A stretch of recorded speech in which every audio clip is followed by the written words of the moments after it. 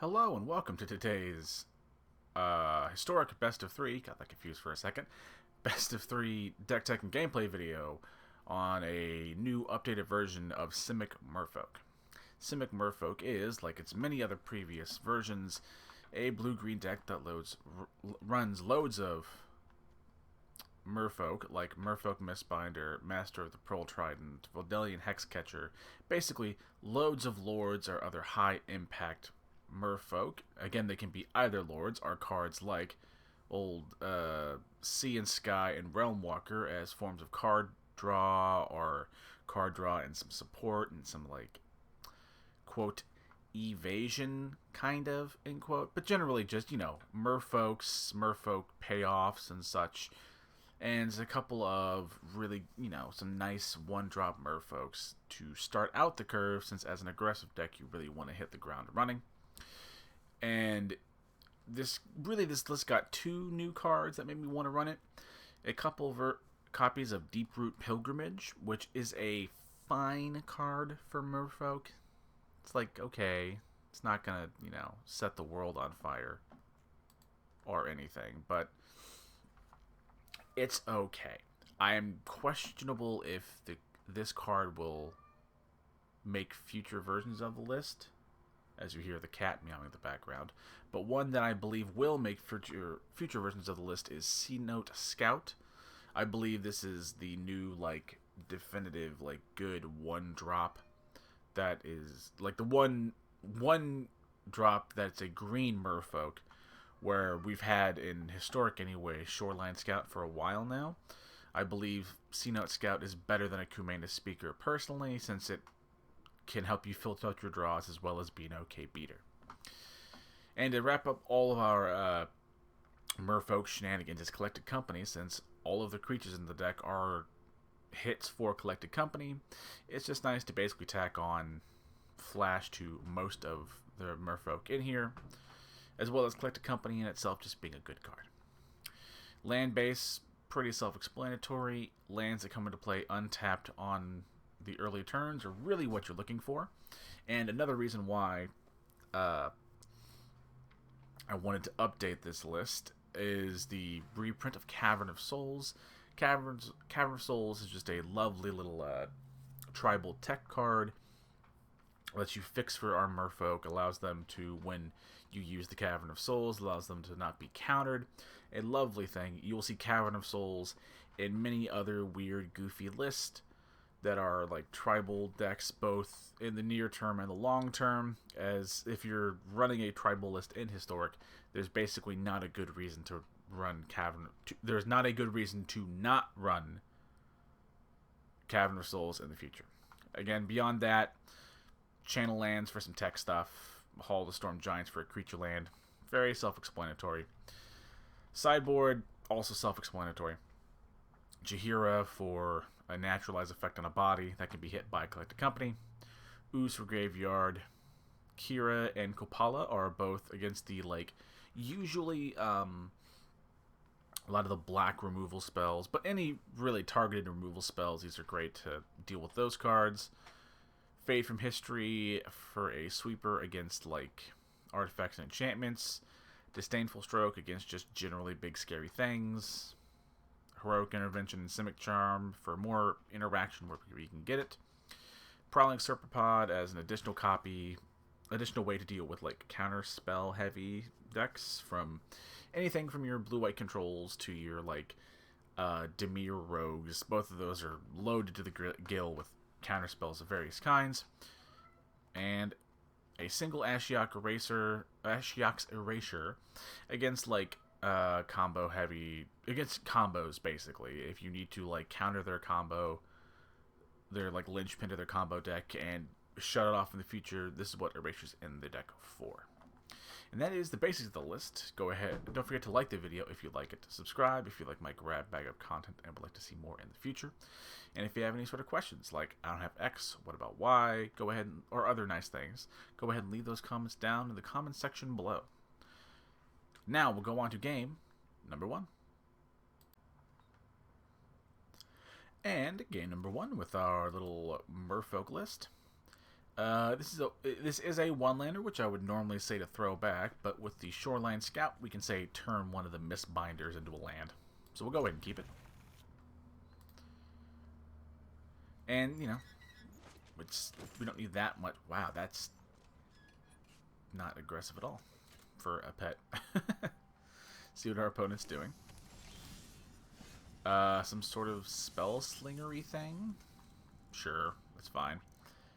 In that case, I think we'll play the coast here. I think we will continue with our initial play of turning a Mistbinder into a tropical forest. Since with 3 lands, we can basically cast every creature in the deck, and we will eventually hit the 4th land for Collected Company.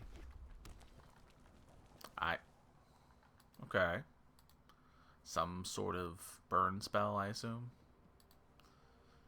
So there has to be something.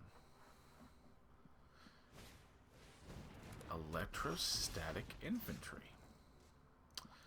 Instant sorcery spell. 1/1 counter on this. Okay. I think we'll just play a Mistbinder. I think our opponent is going to try and be equally fast, so we just have to try and hit the ground early and, you know, push our advantage for as long as we can. Our opponent is likely going to have, at minimum, some sort of red-based removal, so thinking ahead to the sideboard, we'll probably just bring in some, the Kopala and the Kira as ways to deal with their,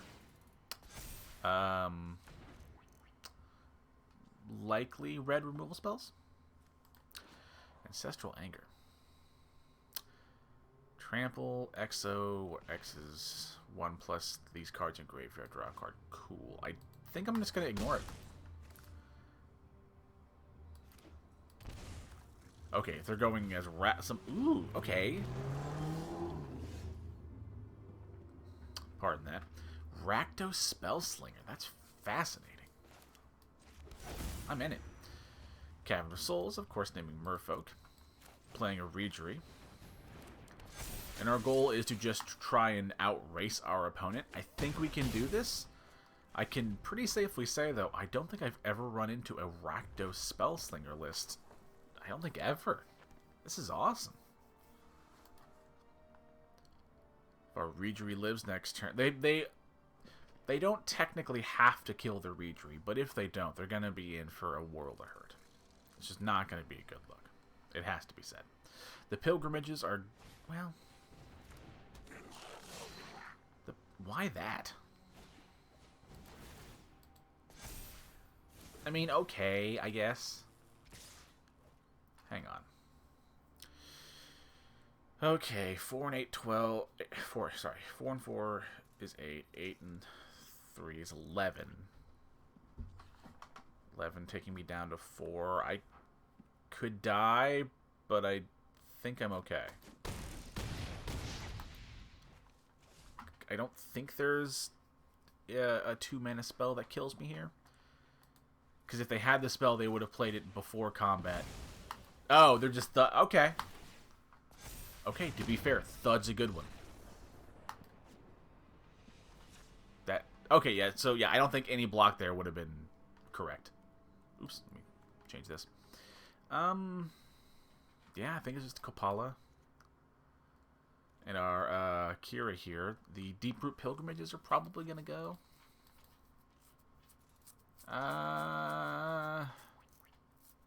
Yeah, I think that's all we do. I love our opponent's deck, though.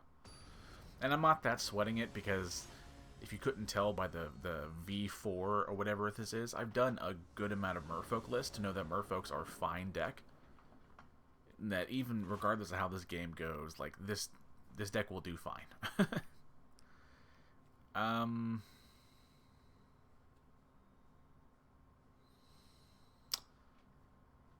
I kind of want a 1-drop. Okay, that's better. We like that more. Gonna go ahead and keep that. Probably throw the Collected Company back. Breeding Pool on 1 into a Scout. And like one of the reasons why the deck tech took longer... well... I don't think I want that company, actually. still. But one of the reasons why the deck tech took longer than normal was that I really wanted to harp on... One second.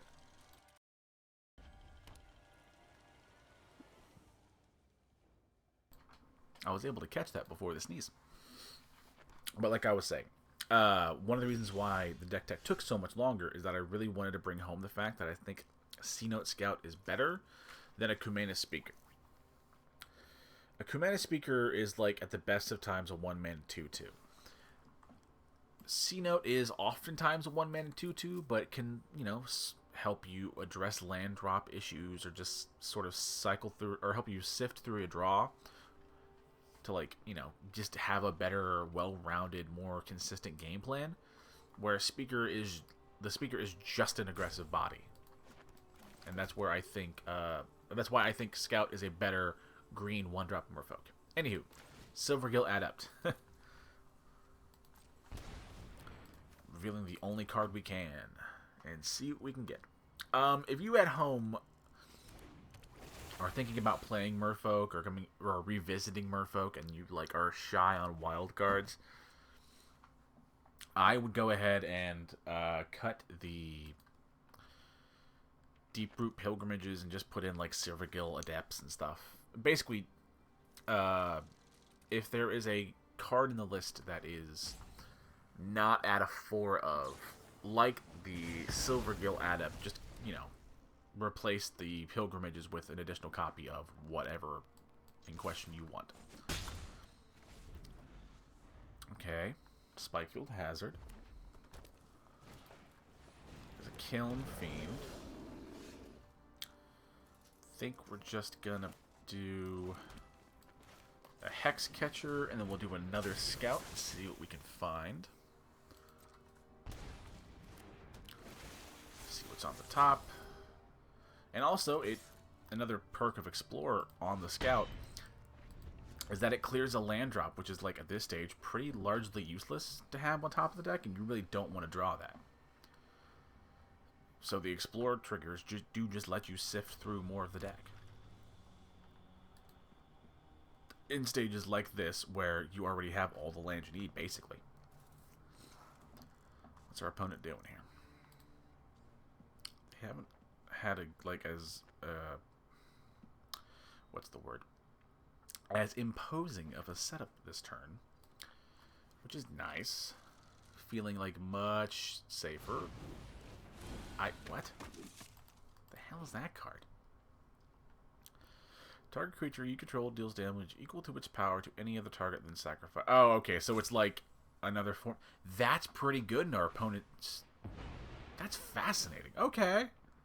I'm in it.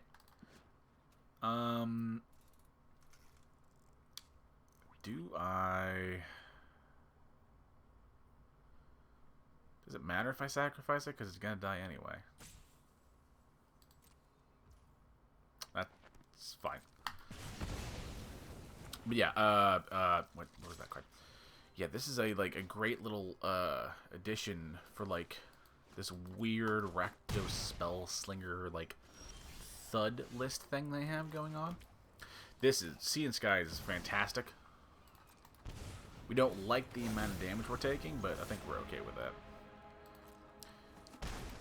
And Sea and Sky in matchups like this, where our opponent is just gonna have some forms of removal, besides being a good-sized body that can sometimes be indestructible, sometimes just giving your Merfolk Ward 1 in addition to the Kapala and the Kira is just a great little piece of like incidental like tech that's like squeezed in here. Not to mention the, you know, next turn when we start swinging with Old Sea and Sky, we'll be able to like draw. Same thing with the Realm Walker. It occupies a similar well, similar in quotes you can't see me make. The Realm Walker sort of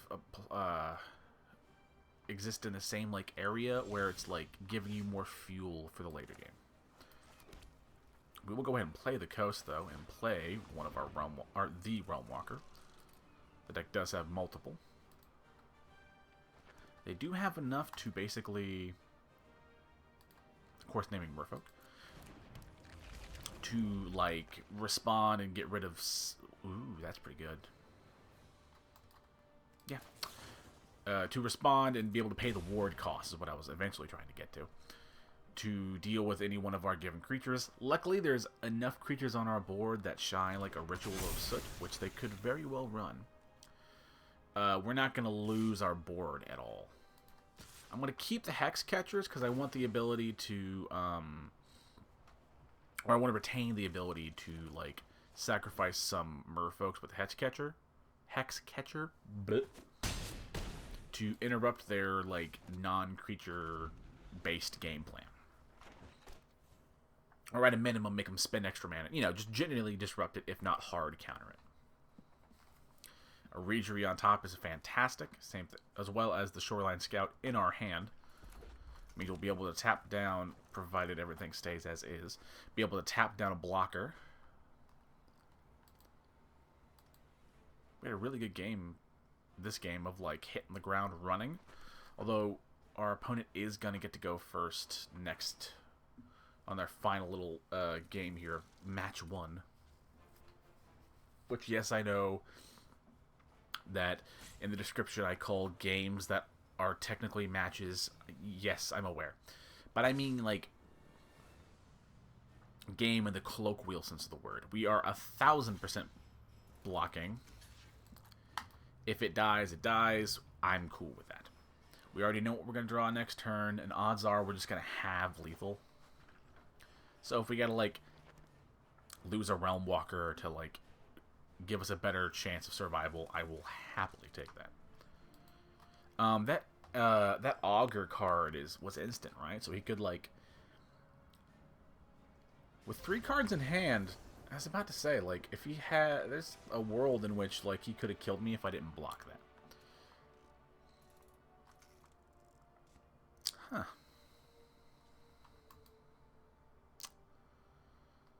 I mean,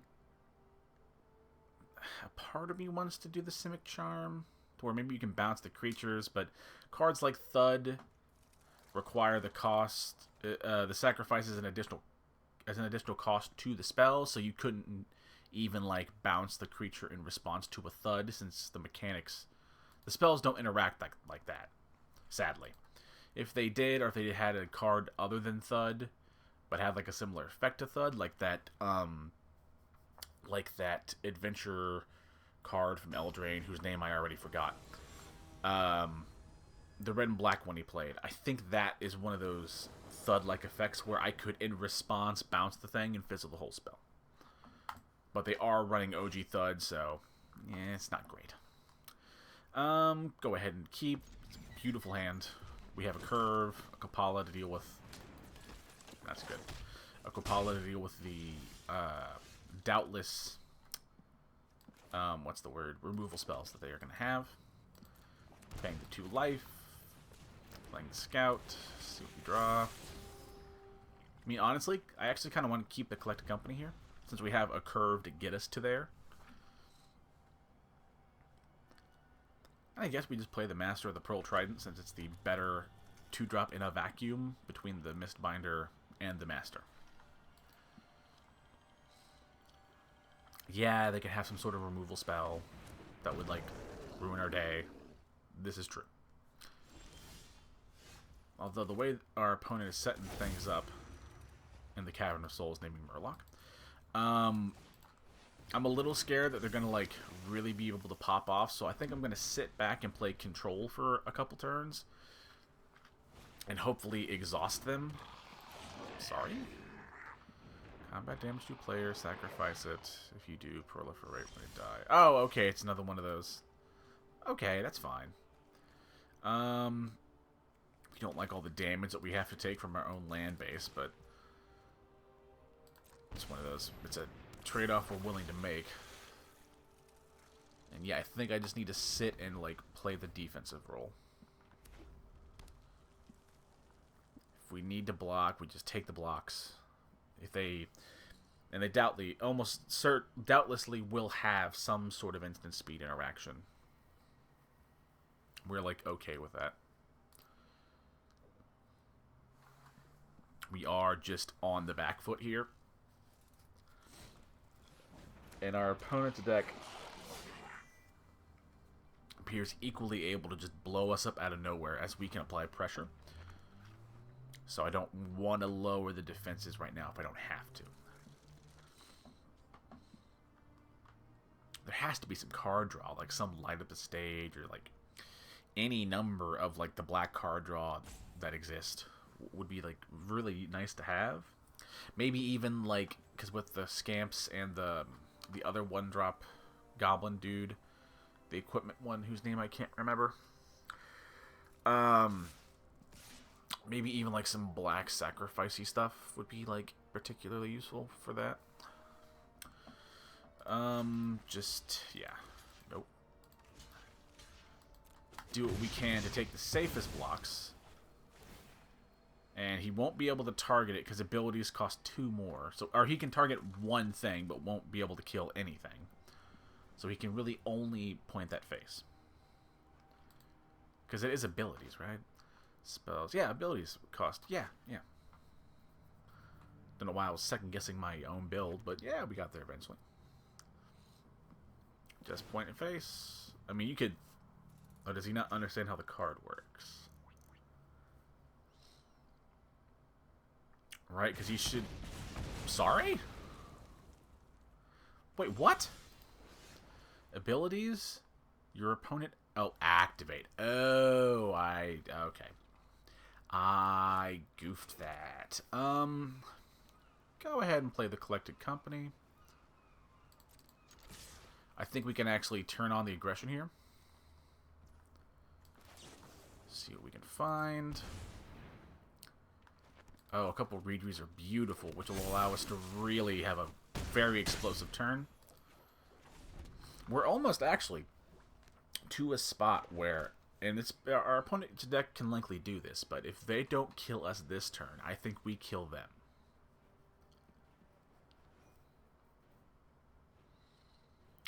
Right? I mean, they almost certainly have some removal that'll, like, will do the job and will get them there. It has to be said. But I really I know I've touched upon this before, but I love our opponent's deck. I don't think I've ever, at least in any time in recent memory that I can think of, have ever seen a deck like this. This deck is awesome. Next turn, I think we're gonna get rid of we're gonna tap down the Kiln Fiends, since those represent the most damage. To where if they are able to live, I would like to still retain the biggest, scariest board I can manage. We're not gonna play the Collected Company. And then we're gonna do some Reedry triggers. Hang on. Okay, so I can... Well, hold on. I can actually do both. That's... Okay. I can actually untap... Tap the Mistbinder, and now we can start tapping down their whole board. Gonna tap. Then playing the Shoreline Scout will allow me to tap down the remaining blockers. Oh my god, Reedry is a beautiful card. I'm so glad that this exists. Because Reedry is one of the cards that really makes this deck, like, shine. And then we just attack for free. Beautiful. But again, like, a good game and a really interesting deck from our opponent. I really enjoyed that. But yeah, that was a good video for showing, you know, Merfolk. But Merfolk is actually pretty, at least in my experience, and judging by the amount of times I've done Merfolk videos, Merfolks are a good list and are really actually competitive in the format. So if you're like me, who likes tribal, or some tribal decks, or like some professor of Tolarian Community College kind of dude who loves the Fishmen, and like you were looking into like playing Historic, dude, fuck, Merfolk's the way to go. Anywho, on to game number 2. And game number 2 with our little Simic Merfolk list. Go ahead and keep this. Have a beautiful opening hand. We might turn the other Shoreline Scout into a land, so we'll go ahead and... Okay, before we get started, if this is the Soul Sisters Life Gainy list, Merfolk is gonna have a bad time. They can basically gain away all of the damage you do, and it's like very hard to outrace them, because with cards like Pride Mate and that double white spirit cleric dude whose name I can't remember. Pardon. Like their deck can just like play the controlling list and then hit you with massive creatures. So it has to. You don't attack. That's dumb. So that has to be said. Anywho, Tropical Island. I guess in that case we'll just play a Mistbinder. Do everything we can to just keep their life total down as much as possible. They probably don't block this. I was about to say. Another perk of our opponent playing life gain is that they can, for like an uncomfortably large amount of like turns, they can largely just ignore what we're doing. And yeah, this is where, oh man, it's brutal. The fact that we're in a color combination that like doesn't have removal quote. Now, yeah, I know it has some removal, but there's no like, even if you had like OG Pongify or whatever the Beast Within thing is, like they wouldn't even be that good here. I mean, we'll play the Reejerey and try and make something happen. Our hope is gonna be that maybe we can like get, oh god, can get like lucky with card draw and stuff. Dawn of a New Age. This card's ETB with a hope counter for each creature you control. 4. Beginning of your end step, remove a hope counter. If you do, draw a card. Then if there are no hope counters on it, sack it and gain 4 life. That's okay. That's like cool card draw in white. That's actually pretty cool. I guess we can play the Coast here, and I guess we can just play Collected Company and just try and make like the biggest board imaginable, and just try and like intimidate our opponent with just sheer board size. Yeah, they're gonna get some life gain from it, but we have to try and like just trim their life total down. And maybe we can race them, maybe. If we're keeping it a buck, though, it's going to be really hard. Next turn, we might need to, depending on what they play, instead of playing a Collected Company, play a couple Silvergill Adepts and start tapping down creatures and forcing them to make, like, uncomfortable blocks. Oh, my God. I really like this Dawn of a New Age card. That's actually really cool. Yeah, that's actually, like, some pretty, like, fair card draw in a color that, like, doesn't often get it. That's awesome. That's really good. For some, like, mono-white aggro list, or in this case, some mono-white Soul Sister list, this is fantastic. Because that card, because mono-white lacks card draw that, like, say, a green-white version or, like, a black-white version could get by access, or by means of the secondary color. And that's, yeah, I really love that. That's awesome. Plan remains the same. We're going to start tapping stuff down. Revealing another Merfolk. Okay, if I... Hang on, how am I doing this? If I untap...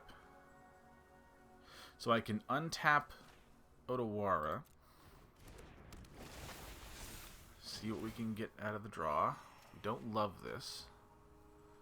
Then we can do an Adept, revealing the Master of the Pearl Trident, untapping the Breeding Pool. They're going to gain a whole lot here. But super weirdly, okay, that actually affects our calculus here. So I think then we're going to play a Master of the Pearl Trident. Again, we're giving our opponent a lot of life. This is true. But I'm trying to make the biggest board possible. And now with this untap, yes, they're going to gain more life, and it's going to suck. But there's method to the madness. So that we're going to Mistbinder down the Hopeful Initiate, as that is the least impactful thing on their board. I want them to block, or just scoop. But I'm gonna take a second to explain my decision behind playing all of those extra creatures, and basically doing the turn the way that did. What I want to do is create a board that is so large. I think I actually was threatening lethal, right? Let's see. 12, 20, 26, 33. So yeah, I was threatening lethal. So by removing what would be their chump block here in the Hopeful Initiate, if they wanted to live, they would have had to have blocked with cards like their Righteous Valkyrie or either their Soul Warden, which are really important keys and pieces to their whole life gain deck. While I can't remove them in the while I can't remove any of these cards in a Simic list by virtue of not having, traditional removal, I can make a board so large that in order to not die, I do force your hand into blocking. And that's the closest to removal that a deck like Merfolk is going to get. So that's why I wanted to do all those things. Anywho, return to sideboard.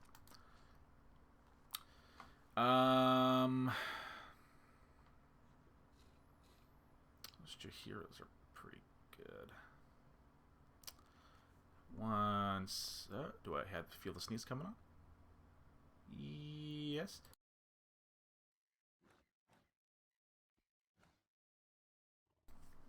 Also got to that one. I'm getting way better. In that case, I think we're going to bring in a couple of Simic Charms.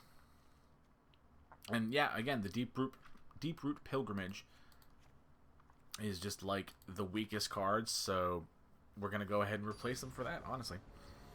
Which doesn't affect the density and like the odds of hitting stuff with our Collected Company, which is very nice. But like, the Pilgrimage is like good against slower decks, but who are like able to like your control decks of the... Not even that, actually. We'll go ahead and keep this hand. Sorry, I'm thinking of how to describe this. Pilgrimage is in a very weird spot in that it like...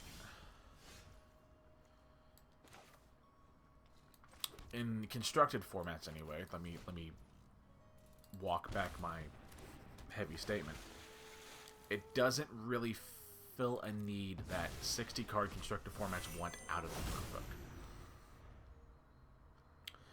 It's a 2-drop enchantment that is not it's not like an enchantment creature to where you can make an argument that you're like still creating a board. And that if your opponent is able to remove your creatures, turns off the card entirely. So, whereas you could have just played another creature and then your opponent would have had to like make a choice of which to remove, now they've effectively sort of 2-for-1'd you with a removal by not only removing, say, the creature in question, but also made you basically waste a setup card on a card you can't use. Now, in like Commander or something, or like even maybe Limited, the Pilgrimage is probably fantastic.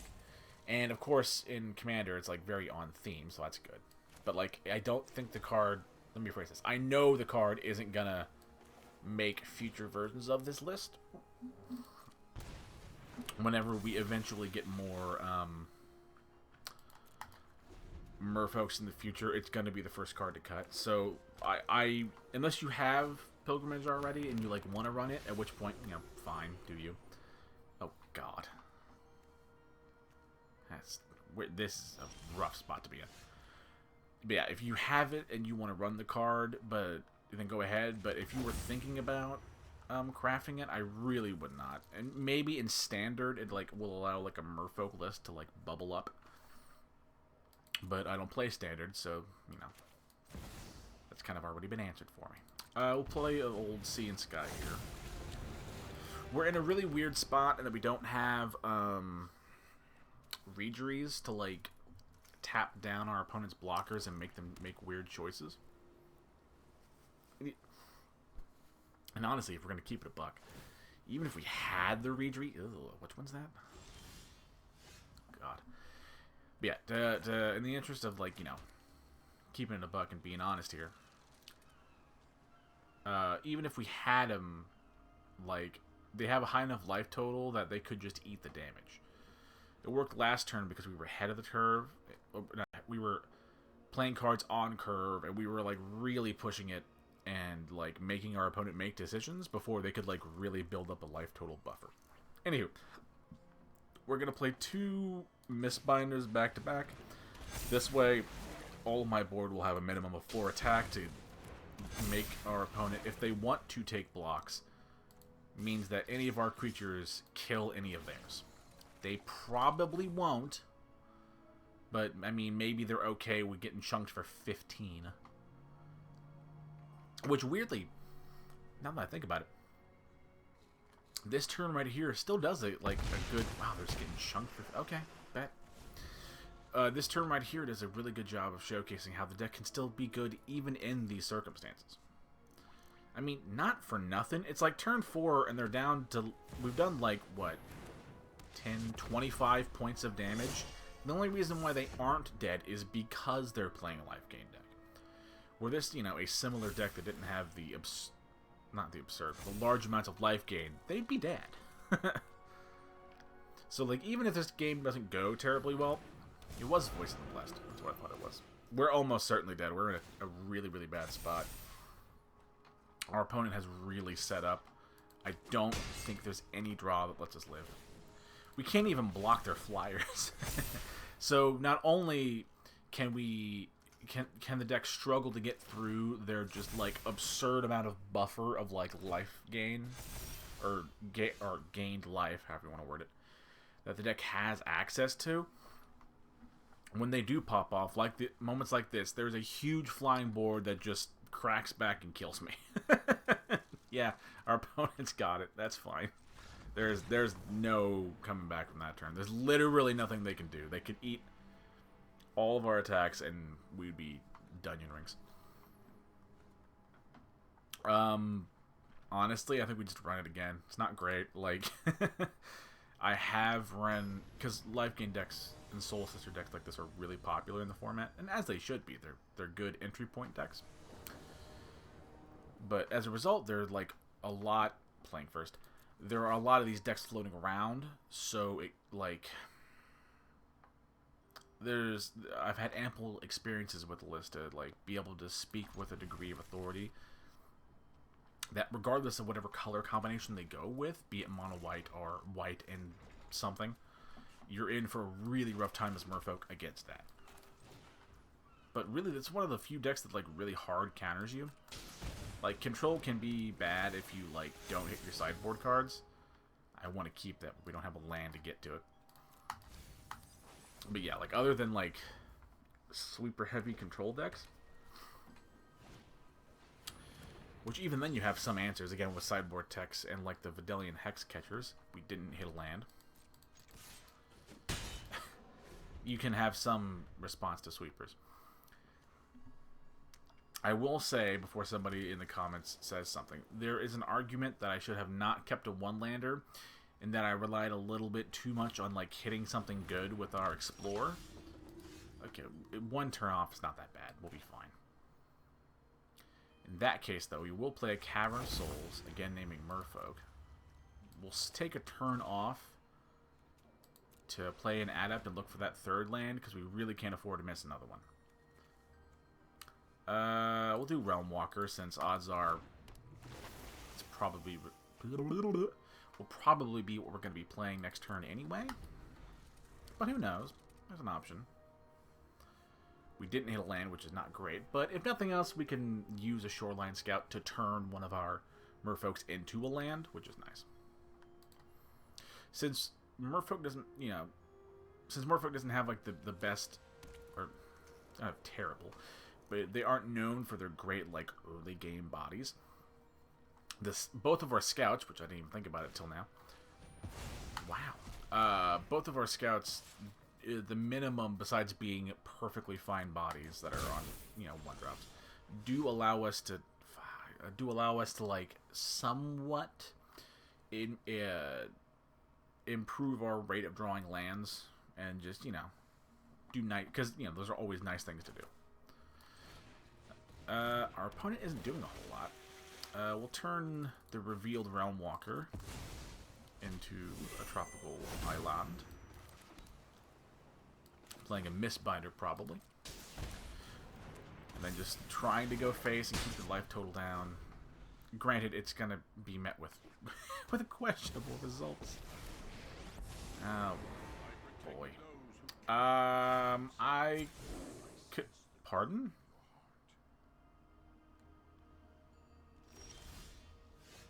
Okay. The read's really good. We have to do the read. So that makes sense. We do have to hit into the Ajani, sadly, since that thing will really take over games. And they can very quickly, like, get to the ult, air quotes, of Ajani, and just, like, really make life miserable. Granted that there's an argument to be made, just go face, try to push through it. But we're in a good spot right now where I don't think we have to. Shoreline. Do we want to play the Shoreline? Sure, we'll play the Shoreline. Untapping the Cavern of Souls. We'll turn the Hex Catcher. Well, yeah, we'll turn the Hex Catcher into a land. Then we'll go ahead and attack, see if they take any blocks, or maybe what they feel as safe blocks against a 3/3. I can play a Collect a Company or Response and, like, get a pick, which I hopefully will be able to do. Thank God that worked out correctly. Do a Mistbinder and Sea of Sky, which will allow our Read to trade into the Bishop, which is another really good example of, did I have lethal? I might have lethal. I was being too cute and, like, thinking about trying to make, like, an informative video, and I might have just missed lethal there. Luckily, we got there anyway, so I'll take it. And really, I'll take a win that, like, was gonna be a difficult one, just because of the reality of the matchups. But yeah, like, that last turn there, real quick before we end things off, was another good example of what I was, or my original goal, ignoring the potentially missed lethal, was another instance of me trying to show, while you don't have traditional removal spells in this list, you can just have a sufficiently large board and sufficiently large creatures that you can make your opponent feel as though they have to block, or, like in the first instance, if they don't block, they just die.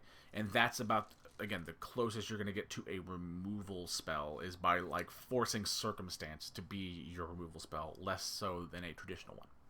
Anywho, go ahead and leave the match, I guess. That was a pretty good showing of this particular little list. And like always, again, it's Merfolk. It's really good, but there were new cards for it, and it's only getting better with each, iteration and new cards that are released. So if you enjoy Merfolk, 1000% run it. You'll have a really good time, and honestly, the deck's pretty future-proof for the most part. If you more or less build that list, you can be running that for your blue and green quest for, like, the foreseeable future. And it's a really, really good, like, investment early on if you want to, like, spend a minimal amount of money on the game, or none if you really don't want to. When you take the time to craft decks like Merfolk, it really allows you that opportunity to just, like, have a deck that's future-proof and allows you to build your end-game goals and stuff without necessarily having to spend money. Anywho, all that out of the way, thank you all so much for watching. Don't forget to like the video if you like it, to subscribe if you would like to see my grab bag of content and more of it in the future. And if you have any sort of questions, I don't have X, what about Y, or, other generally nice comments, for the most part, I'll do what I can to respond to all that I see. Thank you all. Have a nice day, and try and stay warm out there. Bye-bye.